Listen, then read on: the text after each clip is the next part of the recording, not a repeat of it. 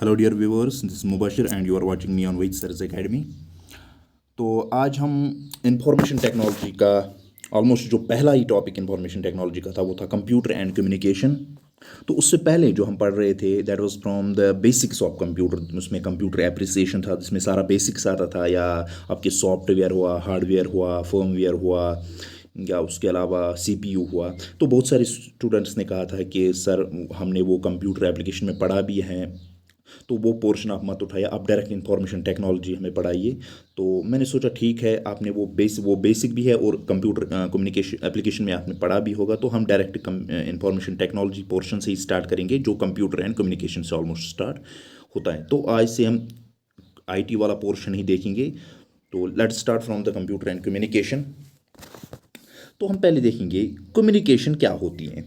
Communication होती है transfer करना इंफॉर्मेशन को, यानी इंफॉर्मेशन को ट्रांसफ़र करना एक इंसान से दूसरे इंसान, एक जगह से दूसरी जगह, या एक ग्रुप से दूसरे ग्रुप के बीच में इंफॉर्मेशन को ट्रांसफ़र करना, उसको कम्युनिकेशन कहते हैं। Act of transferring information from one place to another, one group to another, one person to another. ठीक है।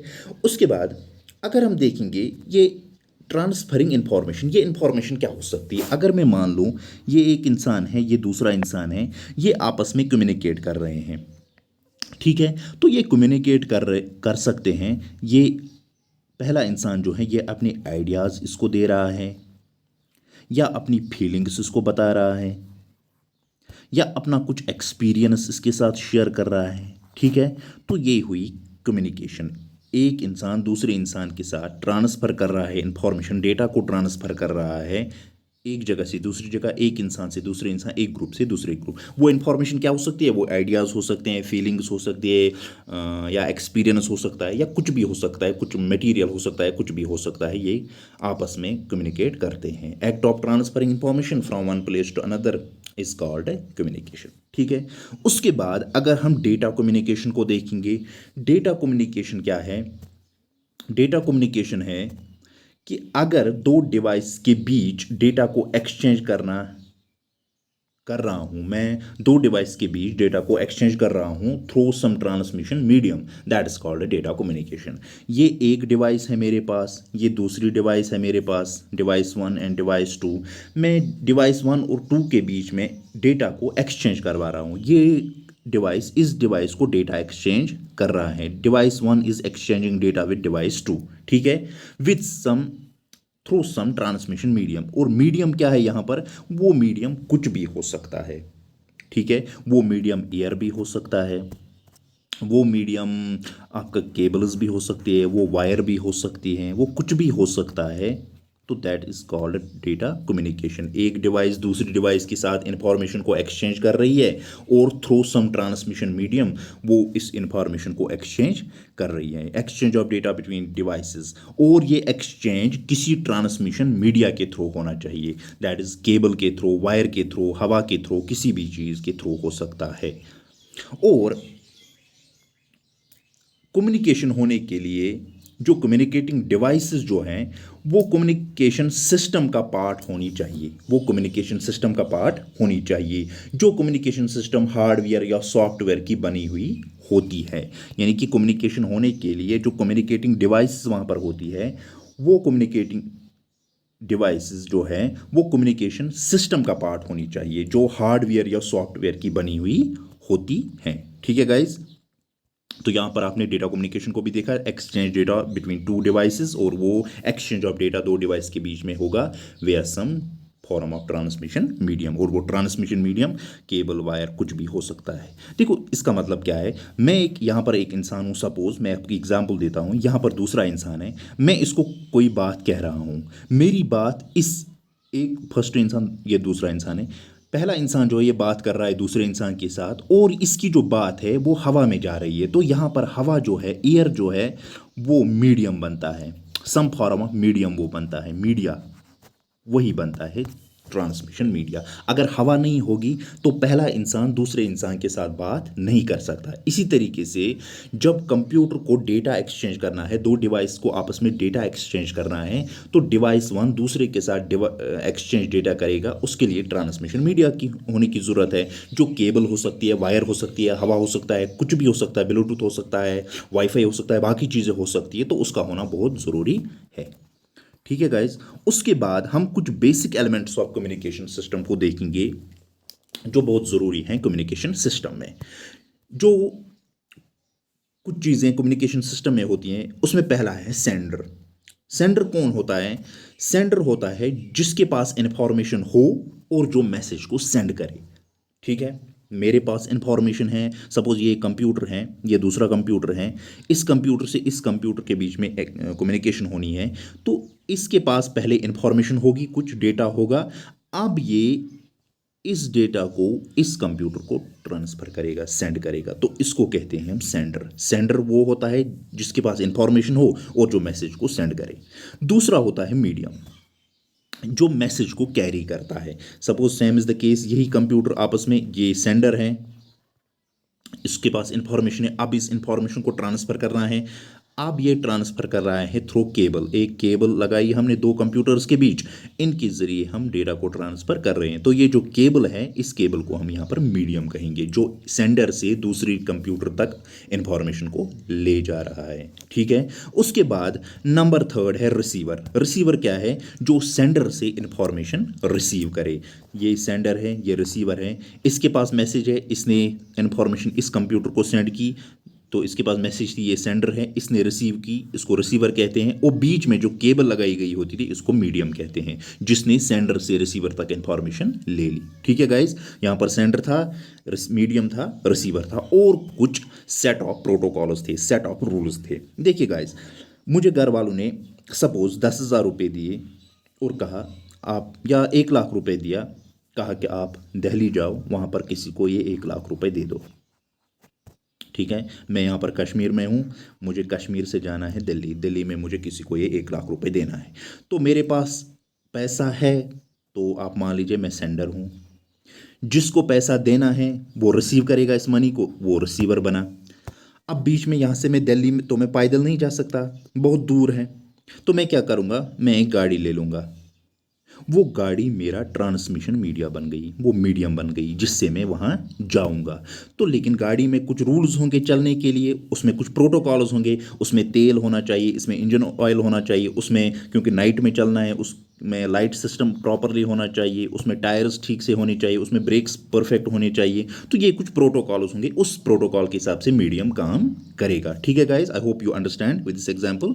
तो सेंडर होना चाहिए, रिसीवर होना चाहिए, मीडियम होना चाहिए, और सेट ऑफ प्रोटोकॉल होने चाहिए, कुछ रूल्स होने चाहिए, उन रूल्स के हिसाब से वो काम करेगा। ठीक है, सेंडर है, मीडियम है और रिसीवर है यहाँ पर। ठीक है, उसके बाद गाइज हम देखते हैं डेटा ट्रांसमिशन मोड्स। जिस मोड्स में डेटा को हम ट्रांसफ़र करते हैं, ट्रांसमिट करते हैं, उसमें कुछ मोड्स हैं, उसमें कुछ टाइप्स हैं, वो हम एक एक करके देखते हैं।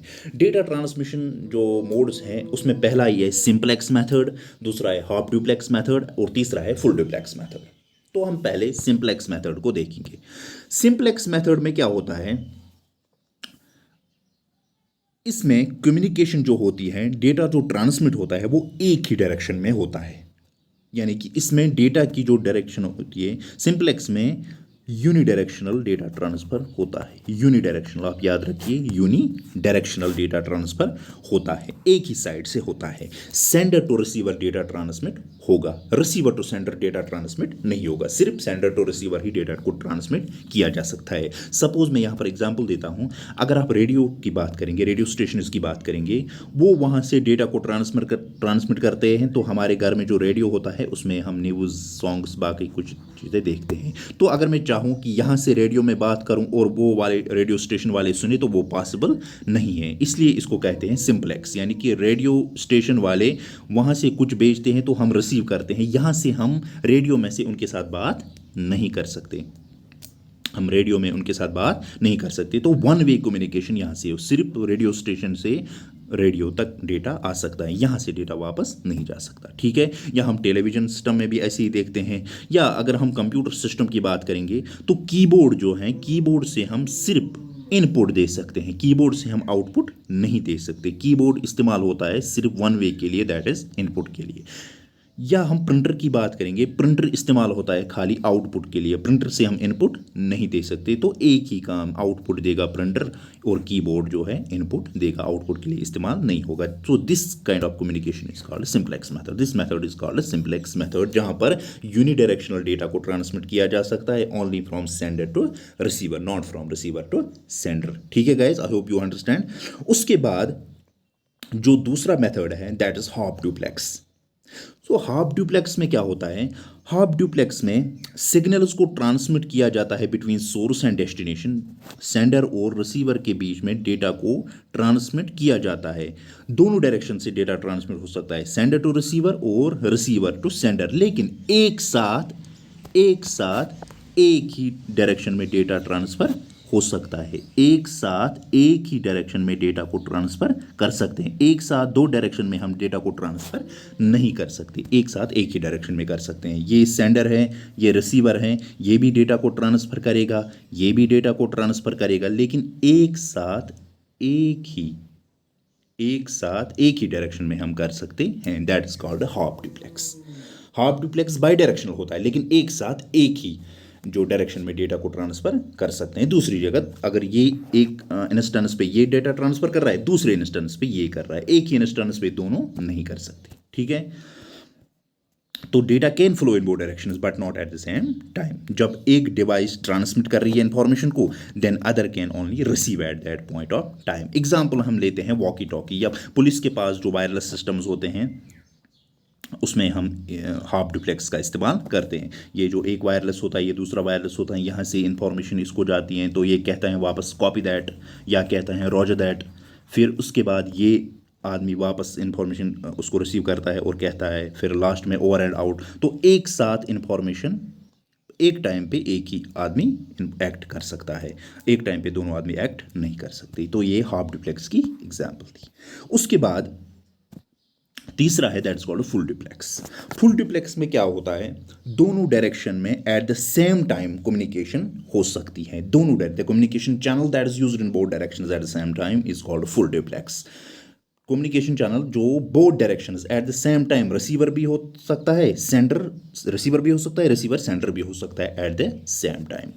तो फुल डुप्लेक्स में क्या होता है, signals can be sending end receiving simultaneously eight the same time. एक ही टाइम पे हम सिग्नल्स को सेंड भी कर सकते हैं और रिसीव भी कर सकते हैं। एग्जाम्पल है मोबाइल फ़ोन, जो आजकल स्मार्टफोन्स या बाकी नॉर्मल फ़ोन्स हैं, वो फुल डुप्लेक्स का इस्तेमाल कर सकते हैं। एक ही टाइम पर ये दो मोबाइल से आपस में कम्युनिकेट कर रहे हैं, एक ही टाइम पर ये भी बात कर सकता है, ये भी बात कर सकता है, ये भी उसी टाइम सुन सकता है, ये भी उसी टाइम सुन सकता है। तो यहाँ पर फुल डुप्लेक्स का इस्तेमाल कर रहे हैं। ठीक है, उसके बाद देखिए जो फुल डुप्लेक्स होता है उसमें सेंडर और रिसीवर, सेंडर रिसीवर होता है और रिसीवर सेंडर होता है।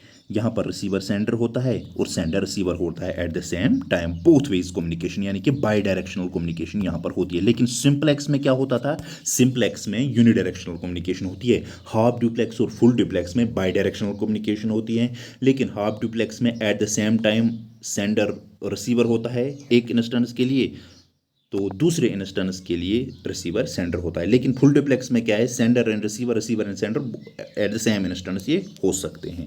ठीक है, इसके बाद अगर हम देखेंगे सुपर सिंपलेक्स में क्या होता है, only sender and receiver, only receiver, sender sends the message and receiver receives the message. Sender send करता है मैसेज को, रिसीवर रिसीव करता है, तो ये होता है सिंपलेक्स में।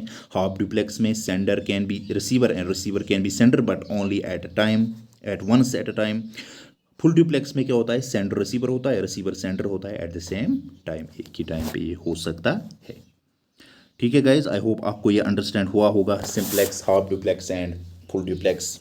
उसके बाद अगर हम डेटा ट्रांसमिशन स्पीड को देखेंगे, तो जो डेटा ट्रांसमिशन स्पीड्स होती हैं उसमें पहले हमें देखना है कि बैंडविड्थ क्या होती है।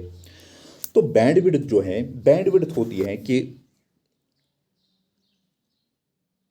एक नेटवर्क कितनी इंफॉर्मेशन को ट्रांसफर कर सकता है।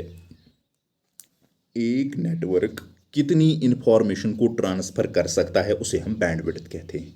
ठीक है गाइज, तो बैंडविड्थ जो होती है ये हमें बताती है रेट, उस रेट पर डेटा कैन बी ट्रांसफर्ड, यानी कि इंटरनेट सर्विस या वेबसाइट से किस रेट पर डेटा ट्रांसफर हो रहा है हमारे कंप्यूटर तक, उस रेट को हम बैंडविड्थ कहते हैं। ठीक है, बैंडविड्थ डिस्क्राइब करती है द रेट, उस रेट को at which data can be transfer to your computer from a website और इंटरनेट सर्विस। इंटरनेट सर्विस या वेबसाइट से किस रेट पर डेटा ट्रांसफ़र हो रहा है हमारे कंप्यूटर तक, उसको हम बैंडविड्थ कहते हैं। या हम सिंपल में कहेंगे कि एक नेटवर्क कितनी इंफॉर्मेशन ट्रांसफ़र कर सकता है। ठीक है, ये एक नेटवर्क है, ये नेटवर्क कितनी इंफॉर्मेशन ट्रांसफ़र कर सकता है, that is called it is bandwidth.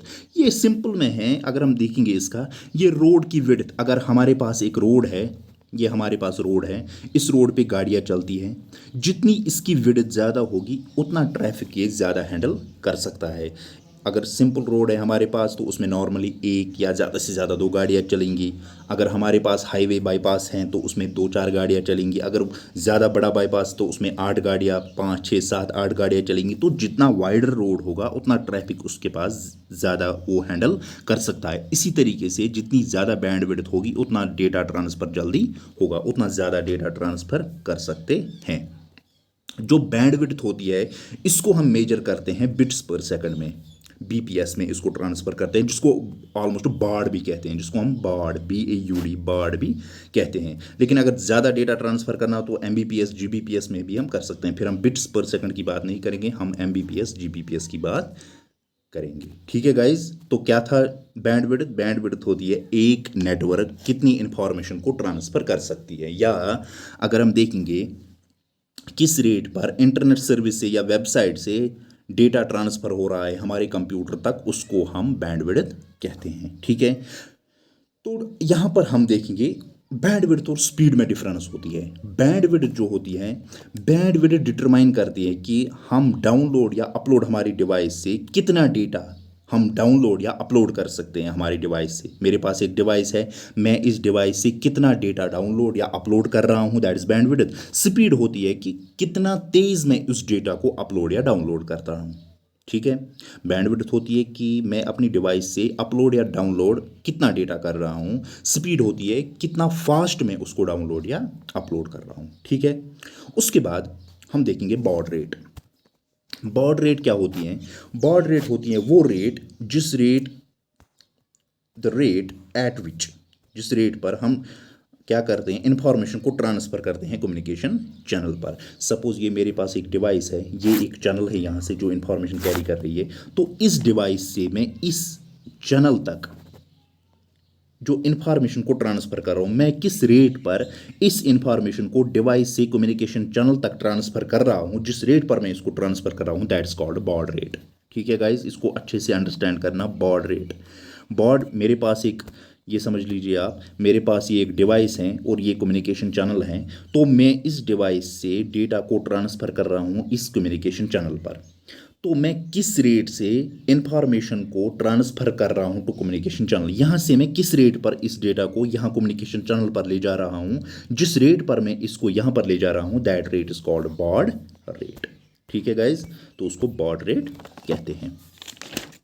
तो एक्चुअल में अगर हम देखेंगे ये बॉड रेट जो है ये कहाँ पर इस्तेमाल होती है, ये सीरियल कम्युनिकेशन में इस्तेमाल होती है, जो हमें आगे जाके पढ़ना है। वहाँ पर सीरियल पोर्ट होते हैं, तो जिसमें 9600 बॉड होती हैं। मतलब होता है कि जो सीरियल पोर्ट कैपेबल हैं ट्रांसफ़र, जो ट्रांसफ़र कर सकता है मैक्सिमम ऑफ 9600 बिट्स पर सेकंड। ये हमें आगे जाके पढ़ना है, 9600 बिट्स पर सेकंड वो ट्रांसफ़र कर सकता है, जो सीरियल कम्युनिकेशन में हमें आगे जाके पढ़ना है। ठीक है, तो डेटा ट्रांसमिशन स्पीड जो है, तो यहाँ पर 3 कैटेगरीज हैं कम्युनिकेशन चैनल के based on data transmission speed. 3 channels हैं जिनमें कम्युनिकेशन हो सकती है, जिनमें कम्युनिकेशन होती है।